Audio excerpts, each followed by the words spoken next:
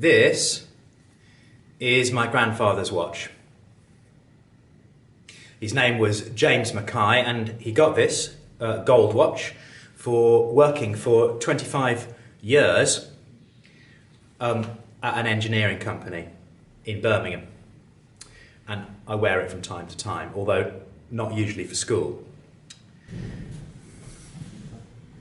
It's an old-fashioned wind-up watch, and it keeps pretty good time actually. It gains or loses about 30 seconds over the course of a day. But that's fine because when I wear it, I wind it up in the morning and then reset the time every morning by using my phone. So I know it's going to be accurate for the next 24 hours. And that is pretty much how our human sleep-wake cycle works. It runs on an internal body clock which is reset on a daily basis to make sure that it's running with day and night. So this video is about the effect of endogenous pacemakers and exogenous Zeitgebers on the sleep-wake cycle. And first of all, we need to know some definitions about what those terms are. You will remember from video number 5 the definition of endogenous. It means from within.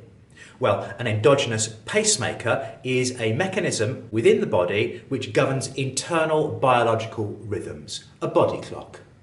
And the endogenous pacemaker that we're going to be looking at in this video is the suprachiasmatic nucleus, the SCN.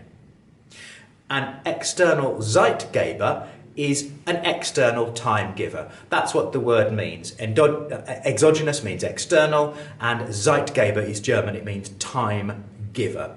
And it is an environmental cue which tells us what the time is. For example, the sun in the sky and whether it's light or dark. And so we're going to see that we sleep and wake as a result of both of these things, endogenous pacemakers and exogenous Zeitgebers, pretty much like an old-fashioned wind-up watch. Okay, endogenous pacemakers.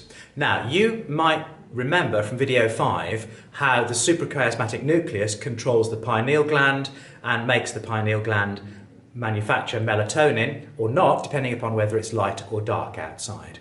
During the daylight hours, the suprachiasmatic nucleus makes the pineal stop producing melatonin, and at night time the suprachiasmatic nucleus makes the pineal gland manufacture melatonin, and melatonin makes us tired and makes us go to sleep. Well, the suprachiasmatic nucleus is the endogenous pacemaker in a mammal's brain. The suprachiasmatic nucleus is, if you like, our biological clock. And the suprachiasmatic nucleus has an endogenous circadian rhythm. And we can see that because if we remove some cells from the suprachiasmatic nucleus of a rat and keep them alive in the laboratory, then they continue to exhibit a 24-hour circadian rhythm in their activity. You might remember that Michel Siffre, he maintained a normal sleep-wake cycle in the absence of external Zeitgebers, without any day or night, when he was in his cave. And okay, so his day lengthened a little bit, but he still did maintain a circadian rhythm. Well, that's because he has an SCN. He has an endogenous pacemaker, a biological clock in his brain. So, the key piece of research which we need to know about is Stefan and Zucker 1972. And they investigated what happens when you remove the suprachiasmatic nucleus in a laboratory rat. They had laboratory rats kept in individual cages in a laboratory which had 12 hours of light, which was provided by fluorescent tubes, and 12 hours of darkness. And in the cage of each rat was a wheel on which the rat could run and some water which he could drink. And there was a machine recording how much they ran on the wheel and how much water they drank and at what time of the day or night.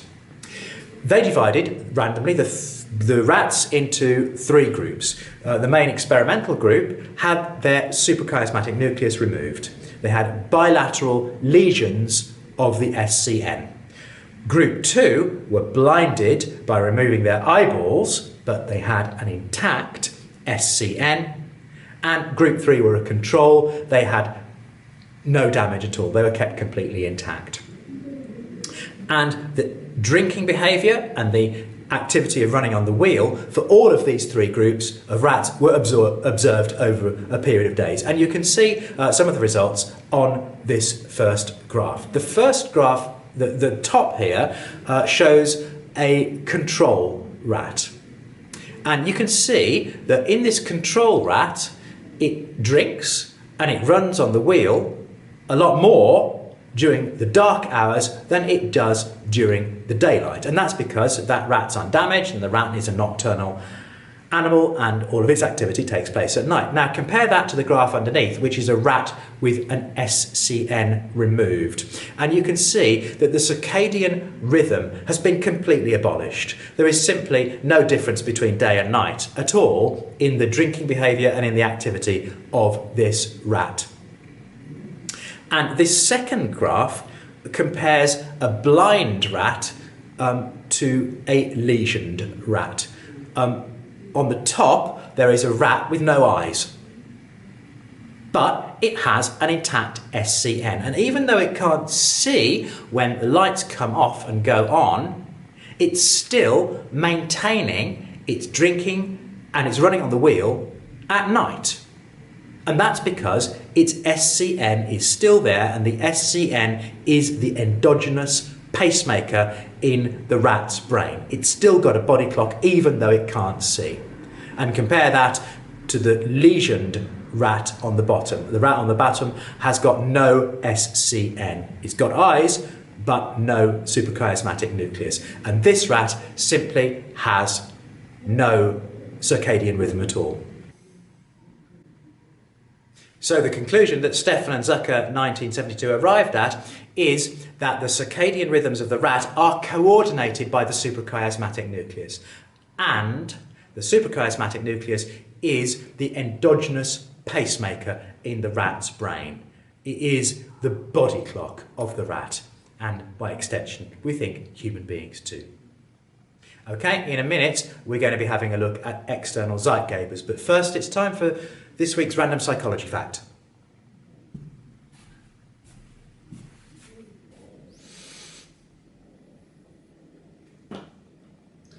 Here's this week's random psychology fact.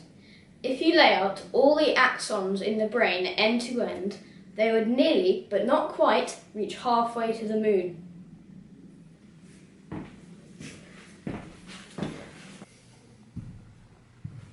Well, that was this week's random psychology fact. External Zeitgebers. External time givers. We might remember from GCSE biology that there are 2 types of cells on the retina which enable us to see. Cells which are responsive to light, and they are rods and cones. Well, in actual fact, on the human retina, there's a 3rd type of receptor cell which absorbs light, and these are called intrinsically photosensitive retinal ganglion cells. And these cells, nerve cells, send their axons down the optic nerve and they end up in the suprachiasmatic nucleus. This is the retino-hypothalamic tract, the tract of nerve fibres that runs from the retina to the hypothalamus and the suprachiasmatic nucleus. The fact that these cells control our SCN and that they are particularly responsive to blue light means that we should never, ever really use mobile phones and computers late at night, because these screens and monitors emit quite a lot of blue light, and if you look at those, then it will wake up your suprachiasmatic nucleus and you won't be able to go to sleep. Much better to have soft red lighting late at night, because then your suprachiasmatic nucleus won't think that it's daytime. For a study to illustrate this, we're going to use Michel Siffre. Now, we might remember from video 5 about how the French Michel Siffre descended a cave and cut himself off from humanity and had a sleep-wake cycle, a circadian rhythms that extended for greater than 24 hours. Well, just here is a little bit more detail on Siffre's study. What he did is in 1972, he descended into a cave in Texas and cut himself off from the outside world. and he was able to turn his lights on and off as he awoke and slept. And it turned out that he had a circadian rhythm that ran for between 25 and 32 hours. He maintained a sleep-wake cycle, but it was longer than the normal 24 hours in the outside world. While he was in the cave, he had a lot of physiological recording apparatus attached to him, and this recorded also his body temperature. And it turned out that his body temperature also maintained a circadian rhythm of 25 hours. Now, for you and me, who live in the outside world where we can see the sun coming up and going down, our circadian rhythms are synchronized. So when we're awake, our body temperature is at its highest, and when we go to sleep, our body temperature is at its lowest. So our sleep-wake cycle, our circadian rhythm of sleep and wake, and our circadian rhythm of body temperature are synchronized. Well, the interesting thing about Michel Cifre is that his circadian sleep-wake cycle and his circadian body temperature cycle maintained, but they became desynchronized. So it wasn't always the case that his body temperature was highest when he was awake. Sometimes when he was asleep, his body temperature would be highest, and vice versa. His two circadian rhythms became desynchronized from one another. And this tells us that there is more than one endogenous pacemaker in the human body, and the suprachiasmatic nucleus is not the whole story, although it is the most important one for waking us up and putting us to sleep. Michel Cifre also experienced depression and suicidal thoughts during his time in the cave. And that was not due to sleep deprivation, because he was able to sleep for as long as he wanted. It was more likely due to the social isolation that he suffered during that time.